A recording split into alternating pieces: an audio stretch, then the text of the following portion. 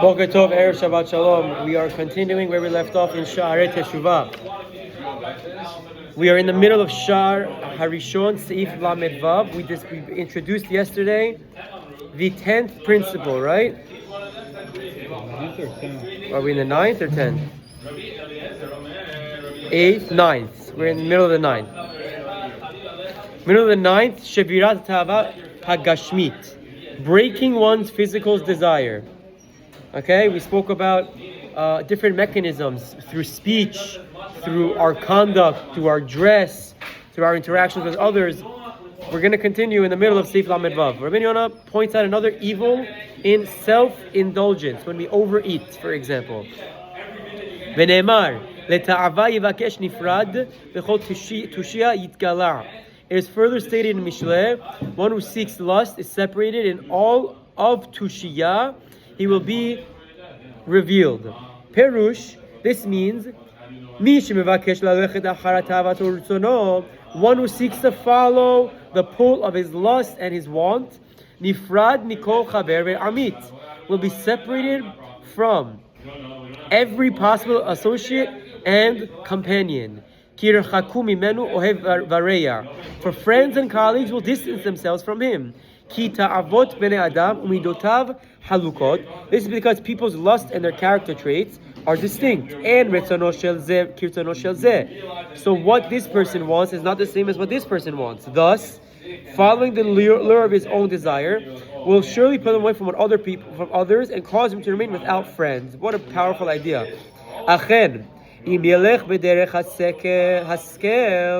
On the other hand, if one takes the path of his intellect and avoids being lured by human pleasures, then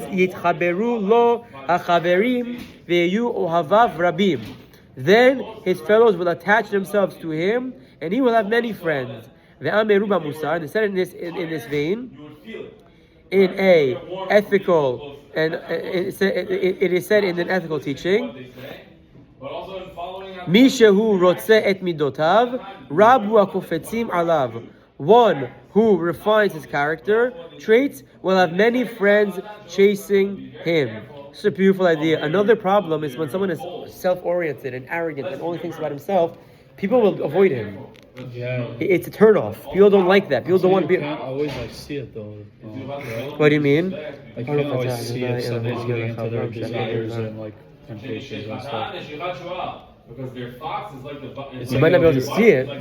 People will understand it. No? You have a feeling with someone who has arrogance. Meaning it's beyond just the it's not just the overeating part. Yeah. It's someone who is indulged completely in his lust. Yeah. Someone that is always pursuing his temptations and desires. Yeah. People don't like him for himself. If he's rich, they might like him, they want to be around him. But as a natural person, without all the extracurricular, if someone is not control of his desires and temptations, he will often people will want to avoid such people. People don't like people who are fully indulged in their personal desires. And he explains the pasuk again in another way. We can also explain the pasuk in another way that conveys the same idea. He seeks lust, the one who is separated. Ish nifrad mikol ach vechaver. Based on this, a man who is separated from every friend and associate, meaning he has no friends, it is because he seeks to indulge in his lust. And since he constantly seeks to follow the pull of his want, therefore, all of his friends have distanced themselves from him. According to either approach, the word nifrad in this pasuk has the same meaning as separated as the word yipared in Mishleh, that says, but the poor man is separated from his fellows. So we see, whichever way you explain this pasuk, it's still a recipe for disaster. A lustful person who is always indulging and engaging in his desires and can't control his temptations will separate himself from people. Rabbeinu Yonah explains the end of the pasuk. He says, "Bechol tushia yitgala," One who seeks lust is separated. In all of Tushia, he will be revealed. Haolech achar ta'avato. This means that one who follows the pure pull of his desire, lo b'davar echad yecheta bilvad, will not sin only one thing that is initially the object of desire. Ela b'chol azharot shebatorah yitgaleh. Rather, his decree will be revealed in regard to all the Torah prohibitions. Such a powerful idea. Don't just think ki ya'avor al kulana, for he will ultimately transgress all of them. Once the person follows the pull of his Yetzer Hara in one area, he falls under its control and is likely to become a puppet of the desire in other areas as well. Profound insight to human psychology, but it's 100% the truth. Mileshon bechol evil yitgalah. Such a powerful idea that what?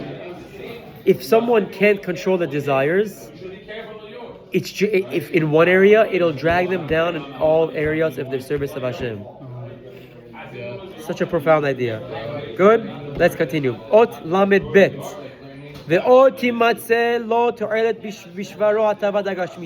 I'll provide you another benefit that someone gains by breaking his physical desire.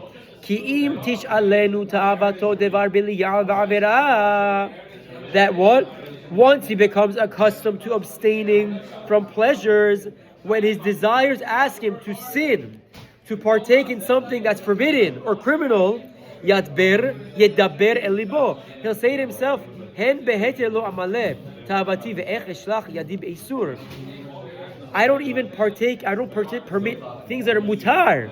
I'm careful not to overeat, not to oversleep. I'm careful not to do things that are mutar. Then what? How can I even consider doing something asur? If you're so conscious and mindful and careful about what's mutar, says Rabbeinu Yonah, there's no concern that you won't slip up in the asur either. So it adds another element, another layer to the onion. Why this is so crucial and so integral. Now another one, 33. We'll hopefully finish it with this principle today. 33 is I'll provide another profound and great benefit. For through this, one reveals the uprightness of his heart and his genuine desire for Teshuvah. Why? Because he's destroying. He is rejecting the instinct that caused him to sin in the first place. He will thus be favored by Hashem, blessed be He, and he will find grace in His eyes. The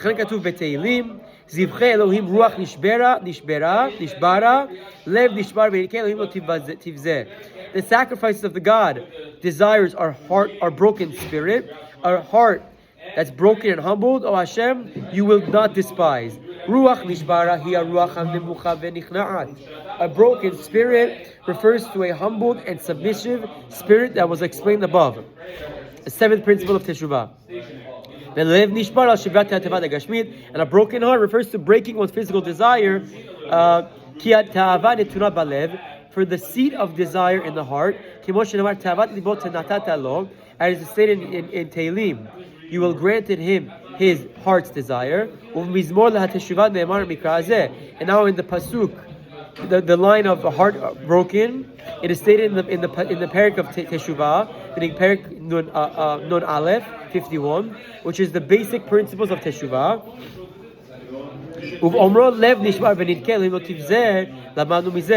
Thus, from the statement, a heart broken and humbled, O Hashem, you will not despise, we learn. Ki ba'al teshuvah mitratzeh el Hashem b'shvirat hata'ava hagashmit. That a ba'al teshuvah, a person who is doing teshuvah, is favored by Hashem on account of breaking his physical desire. Ve'zeh v'chizeh b'ikarei teshuvah. Since this appears in the parak of Teshuvah, the Tehillim of Teshuvah, as a principle of Teshuvah.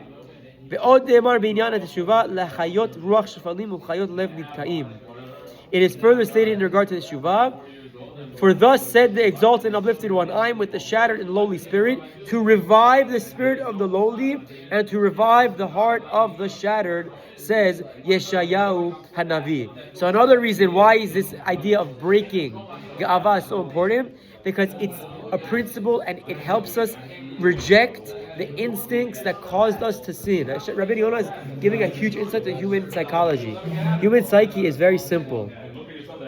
If we let go and are being controlled by our temptations, that doesn't conclude just there. It exists everywhere. And it'll be a problem for us forever. So he says you have to destroy it and put it down, even in the mutar realm, to make sure it never gets to the asur realm. And the last, Seif Lamedal for today, Rabbeinu Yonah concludes this principle teaching the Chachamim that bring out this virtue of same physical pleasure even when it is permitted.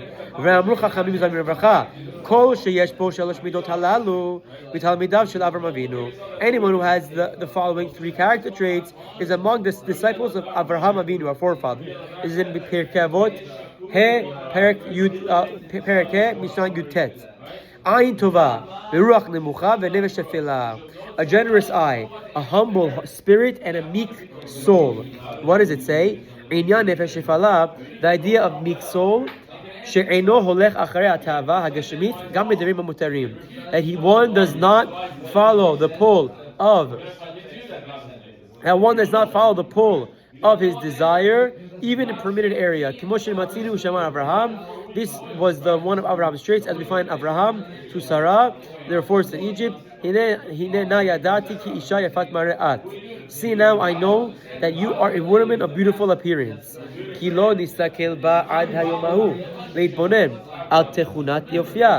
Our sages explain that he said, now I know, because until that day, he had never gazed upon her to contemplate the quality of her beauty.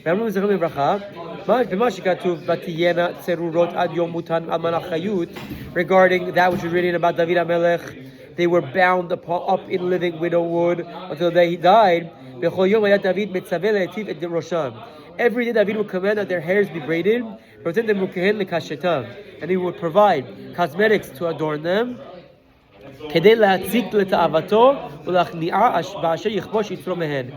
this in order to oppress his desire and subdue it, overcoming his evil inclination towards them, so that he would gain atonement for the incident of Bat Sheva. Again, Rabbeinu Yonah concludes this idea. Yes, please. Yeah, Rabbeinu Yonah concludes this idea with a concept of that abstaining from physical pleasure, even when it's permitted, is one of the traits of Avraham Avinu, which is a prerequisite for, or not prerequisite, but is an aid that enables us in the process of Teshuvah. And Be'ez Hashem, we should take these lessons to heart and grow closer to Hashem in these days. We'll continue with the 10th principle. Amon Bli Neder, Hazak Ubaru.